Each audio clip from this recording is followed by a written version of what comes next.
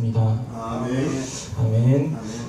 예배 자리에 나오신 성도님들을 환영하고 축복합니다. 아멘. 또 각자의 자리에서 영상으로 참여하시는 성도님들도 환영하고 축복합니다. 오늘 이 시간이 하나님의 은혜와 축복을 받는 시간이 되길 바라며 또 저희도 그 하나님의 말씀에 믿음으로 반응하는 시간이 되기를 간절히 바랍니다. 아멘. 오늘의 본문은 제가 평상시에 해오던 그런 본문과 조금 다릅니다.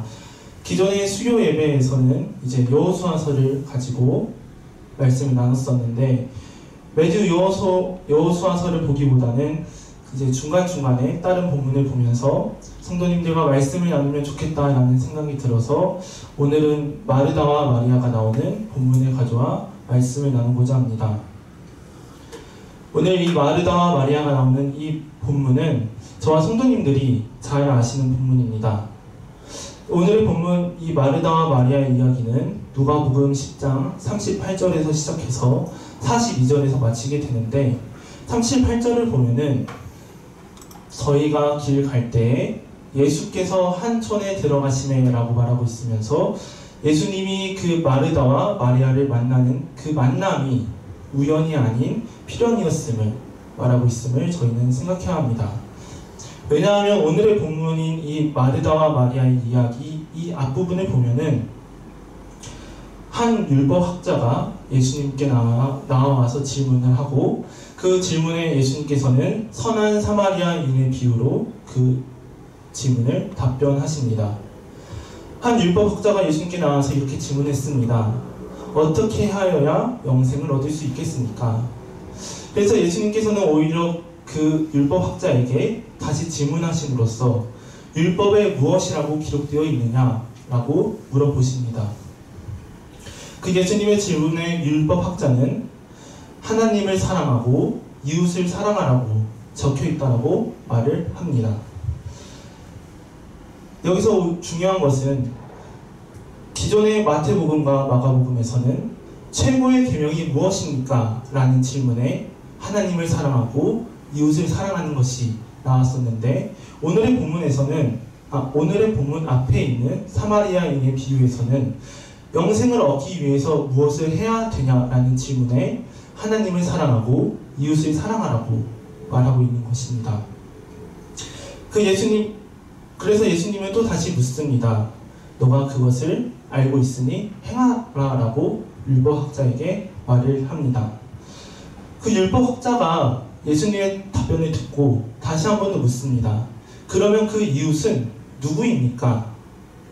라고 묻는데 그 율법학자의 질문에 예수님께서는 이제 선한 사마리아인의 비유를 통해서 이웃 사랑에 대한 본보기를 제시해 주십니다.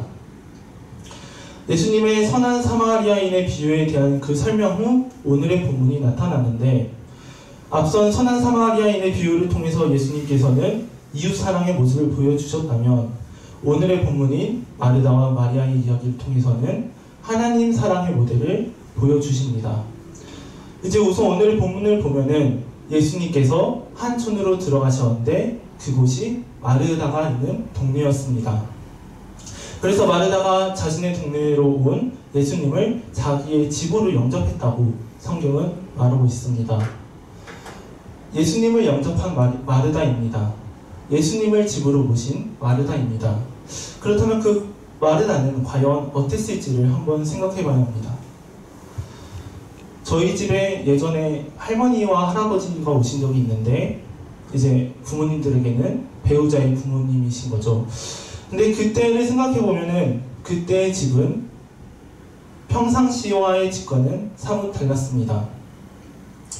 할머니와 할아버지가 오셨던 그 집에 있던 그 기간 동안에는 평상시에 집에는 없었던 모습들이 보여졌었습니다. 우선은 할머니와 할아버지가 집에 온다는 그 소식이 있고 난 후 집이 매우 깨끗해졌습니다. 로봇 청소기는 이제 풀 가동되어서 온 집을 돌아다니며 먼지를 다 빨아들였고 눈에 보이는 자질구레한 것들도 다 치워졌고 책상과 책장 혹은 이제 가지런하게 정리 안 된 것들이 이제 하나둘씩 깨끗하게 정리되어 갔습니다. 또 먹는 것도 달라졌습니다. 평상시에는 평범했던 그 냉장고의 상태가 할머니와 할아버지가 오니까 할머니와 할아버지 입맛에 맞춘 재료들로 하나둘씩 채워져 가게 되었고, 그 밥상에 올라오는 메뉴들도 저희 입맛과는 다르게 할머니 할아버지를 위해서 그 메뉴들이 세팅되었습니다.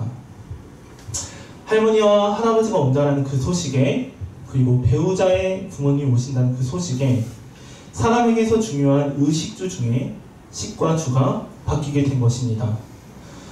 할머니와 할아버지가 오는 것만으로도 우리의 식과 주가 바뀌는데, 만일 내일 우리에게 있어서 예수님이 성도님들의 가정을 콕 집어서 그 집을 방문하겠다고 하신다면, 그래서 내가 그 예수님을 맞이하고 그 예수님을 대접해야 한다고 한다면, 과연 저와 성도님들은 무엇을 해야 할까요?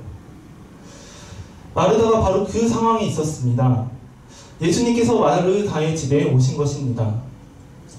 그 상황 자체가 마르다에게 얼마나 부담이 되고 얼마나 핍박했습니까? 예수님 한 분만 오시면 좋겠지만 예수님은 기본적으로 12명의 제자를 데리고 다니십니다.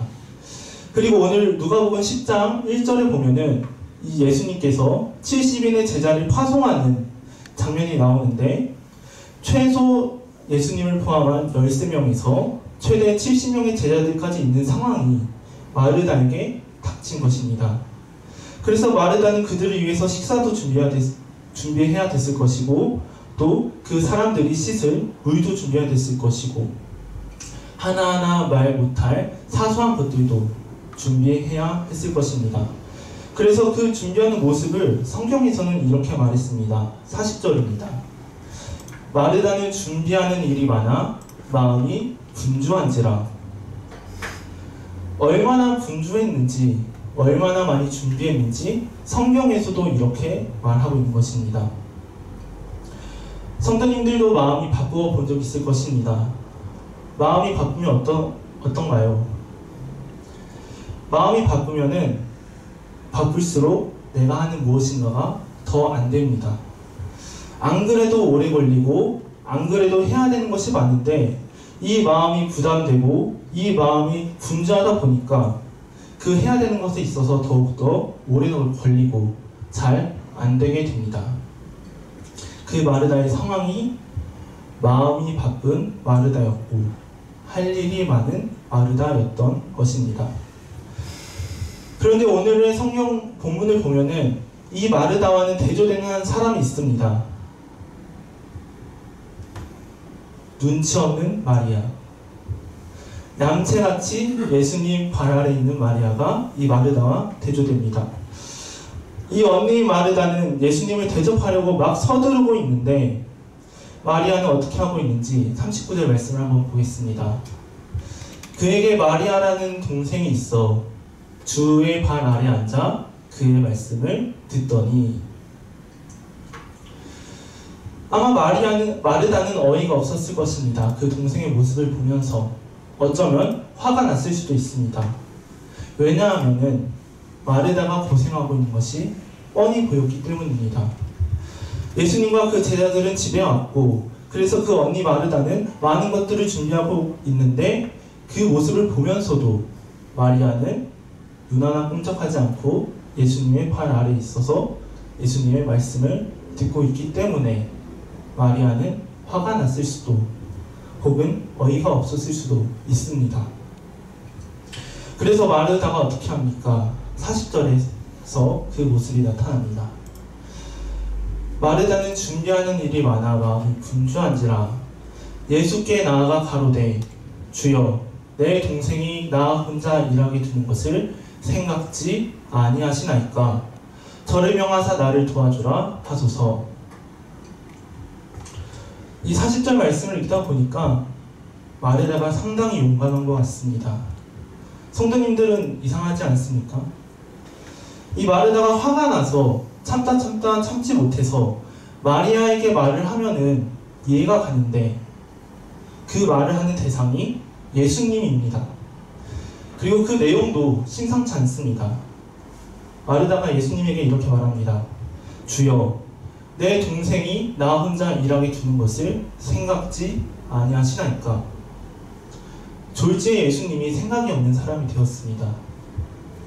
요즘식으로 말해본다면은, 제가 이제 신방을 가본 적은 없지만 제가 신방을 갖는 상황이 있어서 이제 그 가족의 한 사람이 저와 같이 온 이제 교회 사람들을 대접하기 위해서 열심히 준비를 하고 있습니다. 근데 그 한 사람을 제외하고 나머지 가족들은 이제 저의 앞에 앉아서 이렇게 말씀을 듣고 서로 교제를 하고 있는 것이죠. 너무 바쁜 그 사람이 이제 참지 못해서 도움을 청해야 되는데, 과연 성도님들이라면 그 상황에서 어떻게 하시겠습니까? 만약 제가 그 상황에 있다면 가족에게 가서 조용히 도와달라고 말을 하거나, 아니면은 이제 저에게 와서 공손하게 지금 너무 바쁘니 누구 좀 데려가겠습니다 라고 말을 할 것 같습니다. 근데 마르다는 그렇게 하지 않았습니다. 마르다는 이렇게 했습니다. 아니 목사님, 저 바쁜 거 안 보이세요? 아니 왜 저 혼자 일하는 것을 생각지 않으십니까? 가족들은 눈치 없어서 저를 안 도와주더라도 목사님이 생각해서 시켜야 되는 거 아닙니까? 라고 마르다가 말한 것입니다. 어떻게 보면은 굉장히 용감하고 어떻게 보면은 굉장히 당돌한 마르다의 그런 말이었습니다. 그런데 예수님이 그 마르다의 대답에 이렇게 말씀하셨습니다. 주께서 대답하여 가라사대, 마르다야 마르다야, 내가 많은 일로 염려하고 근심하나 그러나 몇 가지만 하든지 꼭 한 가지만이라도 족하니라. 마리아는 이 좋은 편을 택하였으니 빼앗기지 아니하리라 하시니라. 예수님께서 말씀하신 겁니다. 마르다야 마르다야, 너가 바쁘고 애쓰고 그래서 근심하고 염려하고 있는 거 아는데 한 가지만 해도 된다.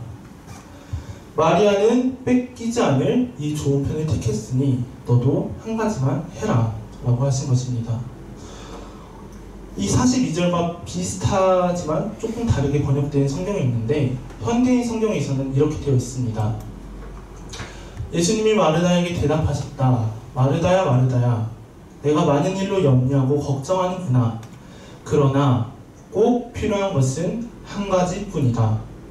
마리아는 좋은 편을 택했으니 아무에게도 그것을 빼앗기지 않을 것이다. 예수님께서 말씀하신 겁니다. 마르다야 마르다야, 너가 많은 일로 염려하고 걱정하는구나. 그런데 진짜 필요한 것은 한 가지뿐이다. 한 가지뿐. 마리아는 그 한 가지, 그 좋은 편을 택했는데 이제 그것을 아무에게도 뺏기지 않을 것이야 라고 말하는 것입니다. 마리아가 택한 꼭 필요한 그 한 가지, 그게 무엇인가요? 마리아가 선택한 그 한 가지는, 마리아가 꼭 필요하다고 생각한 그 한 가지는 다른 일에 전혀 관심을 두지 않고 오로지 계속해서 예수님의 말씀을 듣고 배우는 데 열중한 것입니다.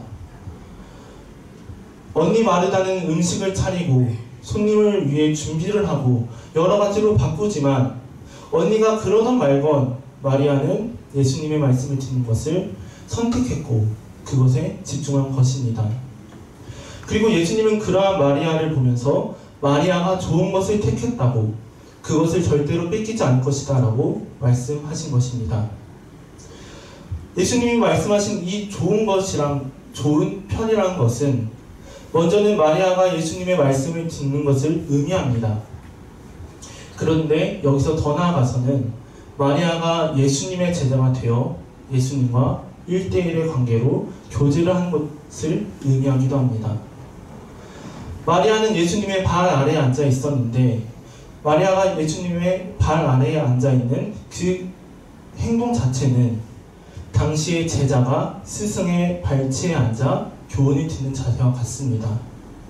즉, 어떤 사람의 발 아래에 앉아 있다는 것은 그의 제자가 된다는 것을 말하는 것이며, 마리아가 예수님의 발 아래에 앉아 있다는 것은 마리아가 예수님의 제자가 되어서 예수님과 1대1의 관계로 깊게 교제한다는 것을 의미합니다.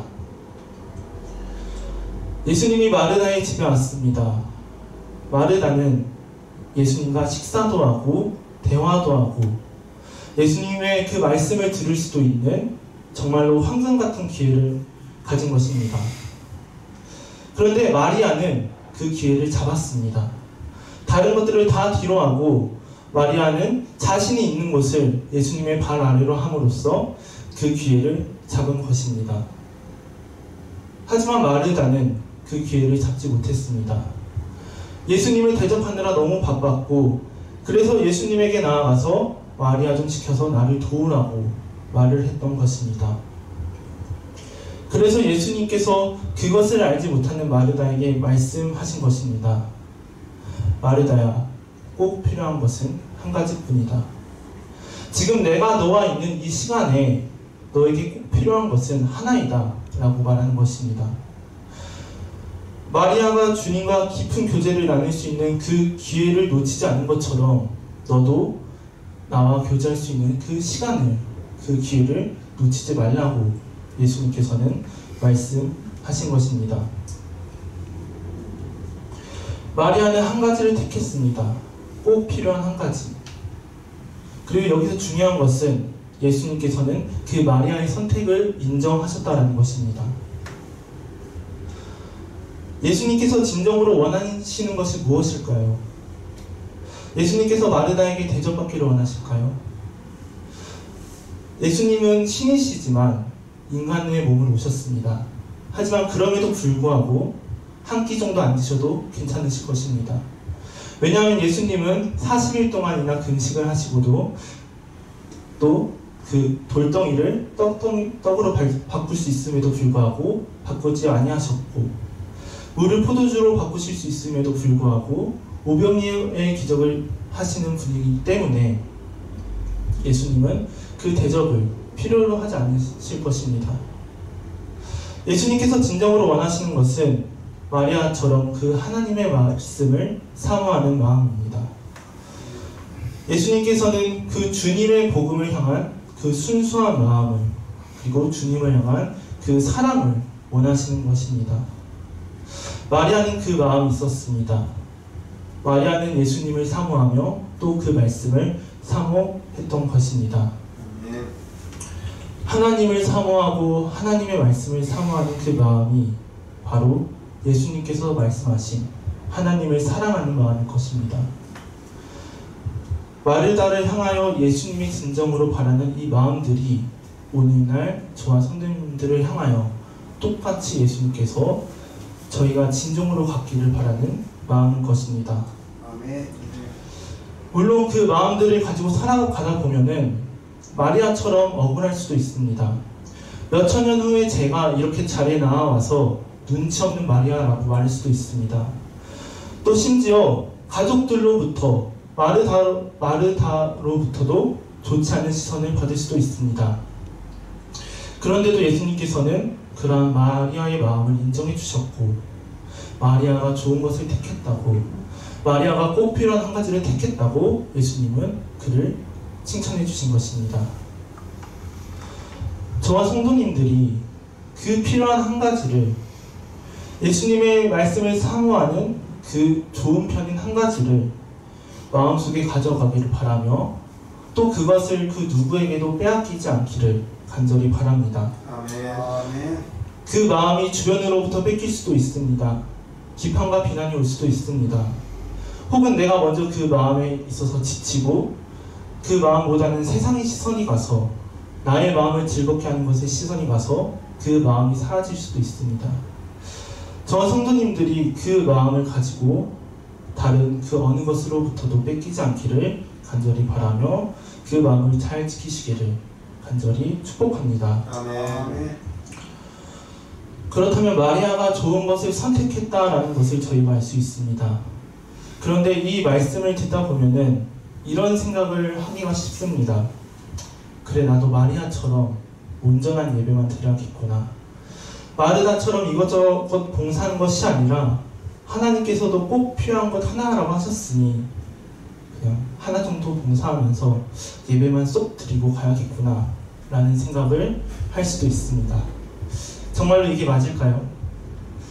정말로 예수님께서 이 말씀을 통해서 하시고픈 말씀이 봉사와 섬김은 중요하지 않고 예수님에게 집중하는 것만 중요하다는 것을 말씀하고 싶으신 걸까요?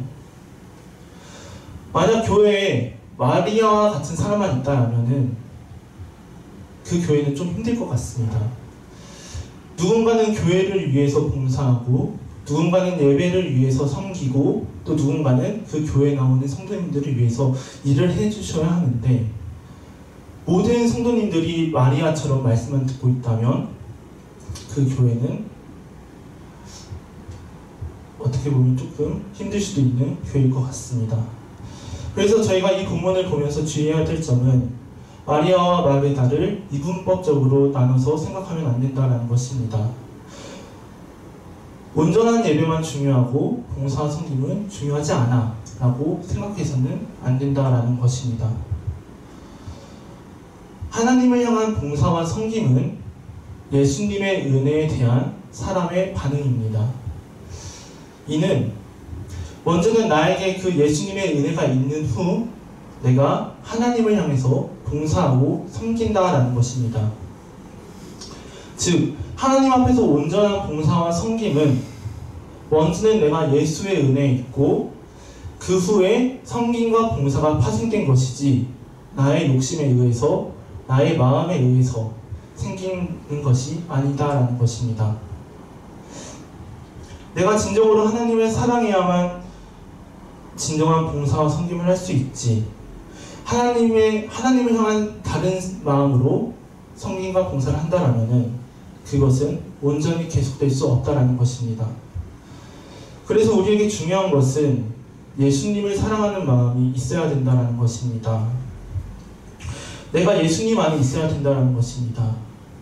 예수님께서 제일 중요한 계명으로 하나님 사랑, 이웃 사랑을 말씀하셨는데 먼저는 내가 하나님을 사랑하고 내가 예수님 안에 있어야만 그 후에 있는 이웃 사랑을 할 수 있는 것이며 내가 먼저 예수님 안에 있어야만 기쁨과 감사로 그 섬김과 봉사를 할 수 있는 것이고 나의 마음에 예수님이 있어야만 내가 섬기더라도 힘든 상황이 나타나더라도 마르다처럼 불평하지 않을 것입니다.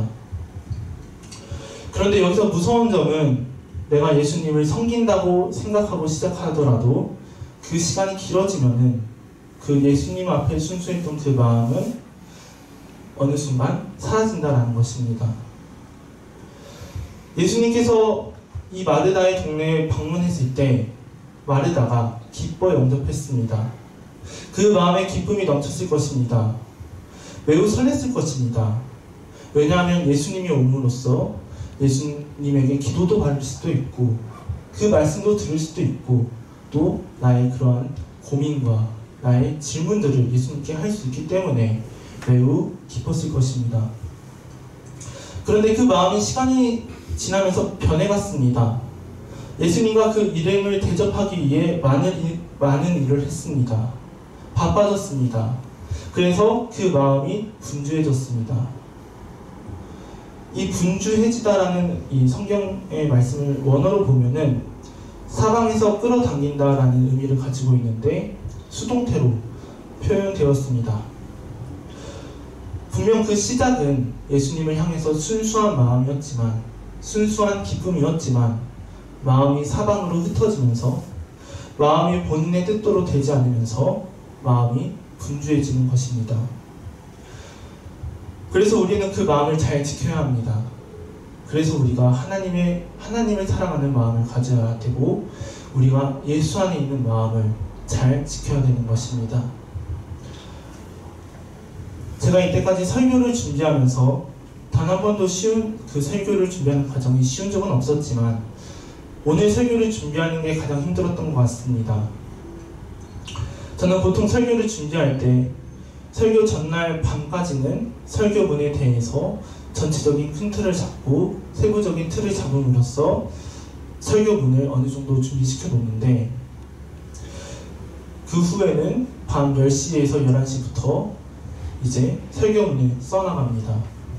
근데 그 설교문을 써나갈 때 내가 예수님을 향해서 설교를 준비한다고 기도함으로써 예수님에게 함께 해달라고 기도함으로써 설교를 준비해 나가는데, 평상시면은 4시간이면 끝날 이 설교문의 초안이 11시에 시작했음에도 불구하고 새벽 4시가 돼서도 끝나지 않았던 것입니다.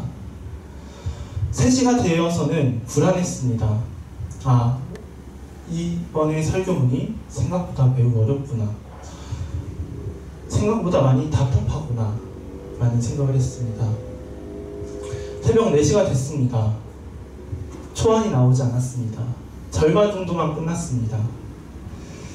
너무나도 막막했던 것 같습니다. 근데 지금에 와서 그때 저의 마음을 생각해보니, 그때 저의 마음은 설교를 준비할 때 11시에 하나님 앞에 기도하면서 준비했던 그 처음의 마음과는 너무 달라졌던 것 같습니다.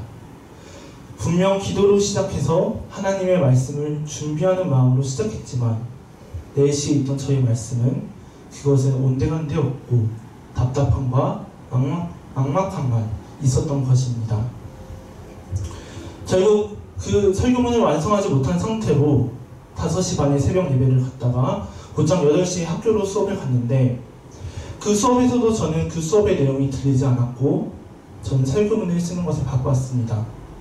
그 설교문을 수업 중에 쓰면서 후배를 향해서 나 오늘 설교 어떻게 하냐고 막 이제 걱정을 하기도 했고, 그렇게 걱정을 하면서 설교를 준비하고 있었는데, 저의 마음에 한 생각이 들어서 그 태블릿 PC를 덮고 설교문을 준비하는 것을 그만뒀습니다.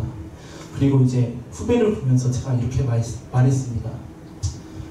아유, 하나님께서 하시겠지 뭐. 왜냐하면은 마음에 관한 설교를 하려고 하는데 그 설교를 쓰는 저의 마음이 마르다와 같다라고 느꼈기 때문입니다. 설교를 예수님 안에서 기쁜 마음으로 하는 것이 아니라 막막하고 바쁜 마음으로 준비하는 것이 마치 마르다와 같았던 것 같습니다. 8시에 시작했던 수업이 10시 50분에 끝났습니다. 이제 11시에는 한 곳에 모여서 대학원생들이 예배를 드렸습니다. 오늘은 특별하게 외부에서 외국인 목사님께서 오셨는데, 그 외국인 목사님께서 2가지만 기억하라고 설교해 주셨습니다. 먼저 첫 번째로 기억해야 될 것은 나에게 복음을 전해준 사람을 기억해라. 나에게 복음을 전해준 사람을 기억해라 라고 이제 말씀하셨습니다. 이제 그 목사님께서는 우리나라의 전도 대회를 위해서 오셨는데, 아마도 그러한 측면에서 자신을 전도해준 사람을 기억하라고 말씀해 주신 것 같습니다. 그리고 다른 하나는 이렇게 말씀하셨습니다. 예수 그리스도를 기억해라. 예수 그리스도를 기억해라. 그때 저는 이 생각이 들었습니다. 내가 예수님의 말씀을 전하고자 예수님을 향해서 기도하면서 그 설교를 썼는데, 그 설교를 준비해 갔는데, 그 시간이 길어지고 나의 마음이 답답하다 보니 내가 예수님이 없는 마음으로 설교문을 써가고 있었구나. 내가 힘들다고 그 답답함과 막막함을 보기만 했지 예수 그리스도를 생각하지 못하고 마르다의 마음처럼 썼구나 라는 생각이 들었습니다. 한 목사님께서 이런 말씀을 하셨습니다. 봉사와 섬김은 예수님의 영광 안에 내가 초청받는 것이다. 진정한 봉사와 섬김을 하기 위해서는 먼저는 나에게 그 예수님의 은혜가 있어야 하고 내가 예수님 안에 있어야 하는데, 그렇기 때문에 그러한 내가 봉사와 섬김을 한다라는 것은 그러한 나에게 하나님의 은혜가 있는 것이고, 하나님의 은혜가 있어서 내가 영광에 초청받았다라는 것입니다. 예수님의 은혜가 있으면, 우리가 예수님을 생각한다면 봉사와 섬김에 기쁨으로 감사로 반응할 것입니다. 하지만 그 예수님의 은혜가 없다면은 왜 너는 가만히 있냐고 남을 정죄하게 되고 남을 비판하게 되고 남을 평가하게 될 것입니다.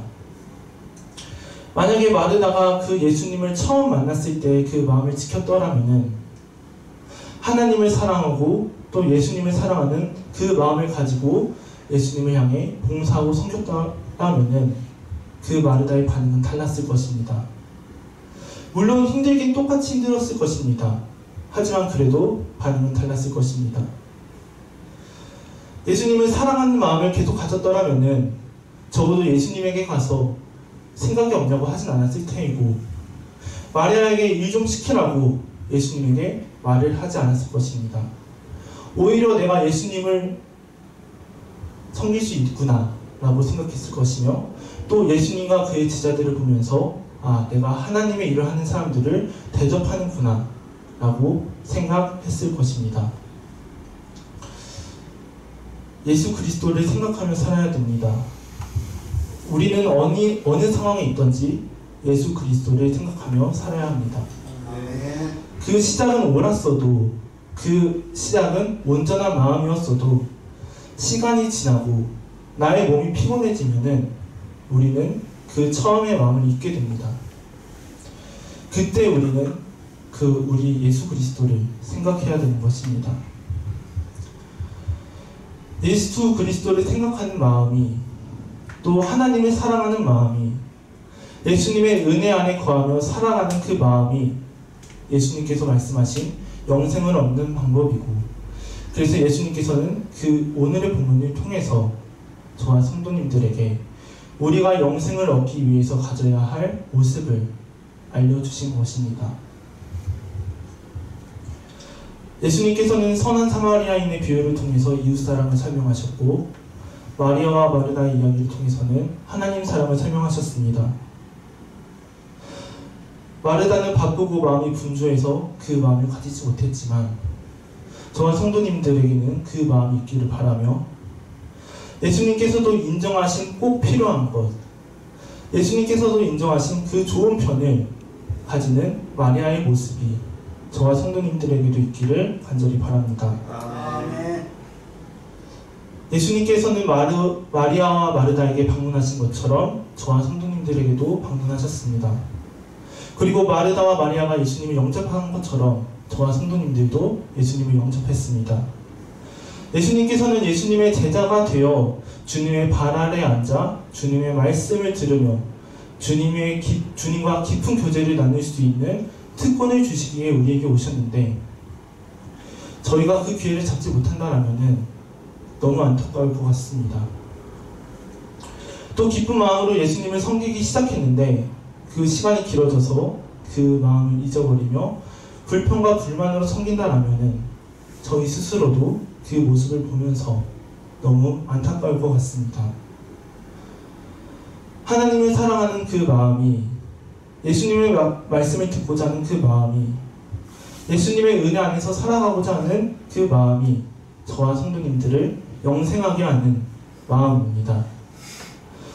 저와 성도님들이 언제 어느 곳에 있든지 그 예수 그리스도를 생각하며 언제 어느 곳에 있든지 그러한 모습을 다른 것에 빼앗기지 않고 살아가기를 간절히 바라고 축복합니다. 아멘. 찬송가 82장 하겠습니다.